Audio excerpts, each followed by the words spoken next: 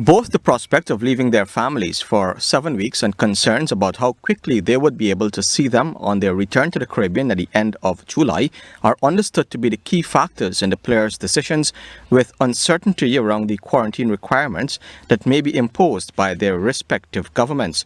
On Wednesday, Cricket West Indies announced a 25-man squad, including 11 reserves for the three-test series in England, which is scheduled to start in Southampton on July 8, subject to the UK government's approval. CWI said it fully accepts and respects the decision taken by Bravo, Hetmyer and Paul to opt out of the tour and would certainly not hold it against them in future selections. Talking to ESPN Cricinfo, Johnny Grave, the Cricket West Indies chief executive, said that the board wanted players who were comfortable travelling without any nagging doubts, as otherwise it might impact their performances. Graves said he totally understood the doubts and fears expressed by the three players after speaking with Bravo last Friday and receiving emails from the other two players at the weekend.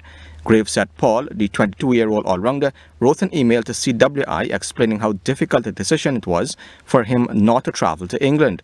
According to Grave, Hetmyer said he didn't feel comfortable from a safety point of view, leaving his home, leaving his family, and heading over to England. As for Bravo, Graves said he was concerned about the situation in the UK. All three players are centrally contracted all-format players. In May, Grave had pointed out that he understood while players who come from smaller Caribbean islands would be nervous about going to England, which was seen as one of the eyes of the storm, with the official death count due to the virus nearing 40,000. Subsequently, the players grew more confident once they heard of the robust and safe plan that the England and Wales Cricket Board had put in place to conduct the tour within a biosecure environment behind closed doors. On June 1, both the ECB and CWI medical experts had another call before the tour schedule was made public.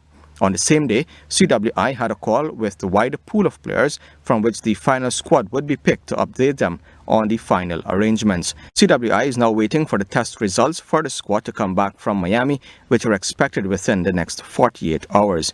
Anyone who tests positive for the virus will almost certainly not take the charter flight that is set to leave on June 8 from Antigua.